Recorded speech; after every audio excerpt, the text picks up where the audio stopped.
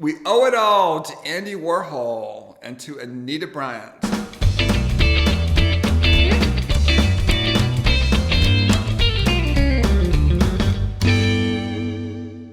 Hello and welcome to the Tour Project. I'm Project Manager Eric Solomon. For this stop on the tour, navigate to 811 Ponce de Leon Place Northeast, Atlanta, Georgia, 30306. This is the former home of the late Michael Hardwick. In August of 1982, Atlanta police officer Keith Turek broke into the home of Michael Hardwick, where he found Hardwick and a male guest engaging in consensual sex. Under Georgia's sodomy laws, such an act was a felony punishable by jail time and fines. Hardwick was not charged with a felony at this time, but he teamed up with the ACLU to file a suit against Attorney General Michael Bowers in an effort to overturn these sodomy laws, which effectively criminalize LGBTQIA+ people. This trial went all the way to the Supreme Court, where it was decided in a 5-4 decision to uphold Georgia's sodomy laws. This court decision would be overturned 17 years later with Lawrence v. Texas, a court decision that deemed all sodomy laws as unconstitutional. In a 1986 article for the Washington Post titled The Unintended Battle of Michael Hardwick, Art Harris describes Hardwick as tall and trim, like some GQ model in jeans and a bright Perry Ellis shirt. Art Harris writes, "It was 10:30 a.m., July 5, 1982. Michael Hardwick had worked all night at the Cove, a gay nightclub in Atlanta off Monroe Drive. He was tired, thirsty. He grabbed a beer and began walking home. He took a few swigs, then tossed it. Too late."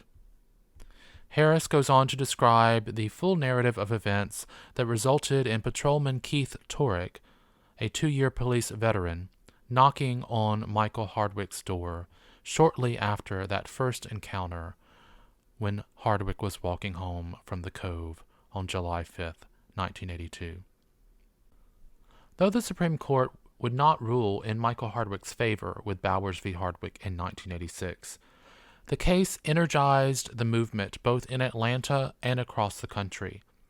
As Elizabeth Sheen writes, the United States Supreme Court decision in Bowers v. Hardwick, which held that laws criminalizing sodomy did not violate the constitutional right to privacy, shocked gays and lesbians. It was a sign that the court, and by extension society, did not accept homosexuals. Although it was a clear setback for the gay rights movement, the Bowers decision galvanized activists and lesbian, gay, bisexual, and transgender organizations. In particular, in response to Bowers, the National Gay and Lesbian Task Force established the Privacy Project to repeal sodomy laws on a state-by-state basis. The project did not successfully persuade any state legislatures to repeal existing sodomy laws. However, it was able to establish and expand the reach of statewide LGBT organizations, bring together gay and lesbian individuals, educate the public about gay rights issues, and put a human face on the gay rights movement. These achievements, when combined with the work of litigators, historians, and other LGBT organizations, and with the passage of time, ultimately set the stage not only for the subsequent repeal of a majority of state sodomy laws, but also for the total invalidation of Bowers by the Supreme Court's decision in Lawrence v. Texas. Michael Hardwick would not live to see the Supreme Court's decision in Lawrence v. Texas. He died from AIDS complications in 1991. Here's Dave Hayward with more. Okay, and then a major story in Atlanta is also on Ponce de Leon Place, the former home of Michael Hardwick, who was an Atlanta gay man. He worked at the plaza downtown. Peachtree Plaza, and had an altercation with a police officer. I believe he was also working as a bartender at the Cove Bar on Monroe Drive, and got into a fracas with a police officer, and he cited him for littering, and one thing led to another, where the officer basically formed a vendetta against Michael Hardwick. and actually showed up at his home on Ponce de Leon Avenue. This is in 1982. That was wanting to serve him a warrant.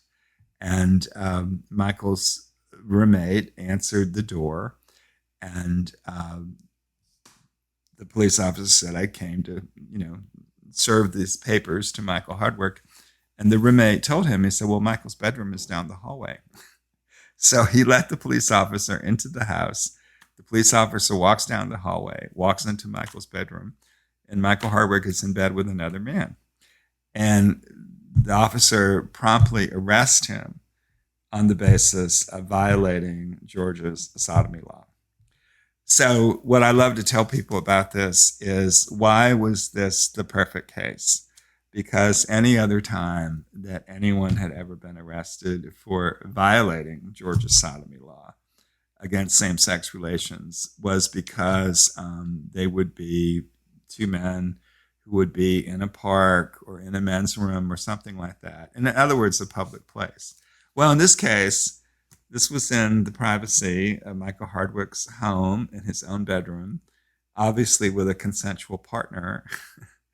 And what ended up happening was Michael got up with groups like Lambda Legal and with our local attorney, Gil Robeson, and he appealed the arrest and the violation of Georgia sodomy law all the way to the Supreme Court.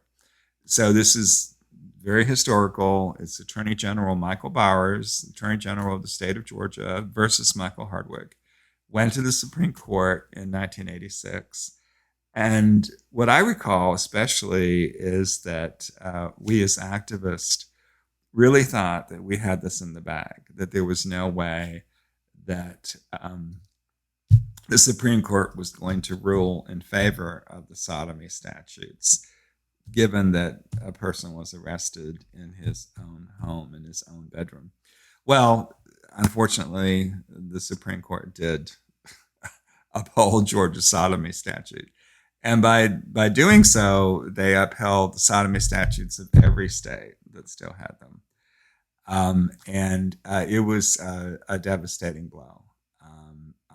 And I know mobilized so many of us to fight all the harder for our rights and freedoms, because basically we concluded that the Supreme Court had just told us that we had no right to privacy and that we were not even second-class citizens, that,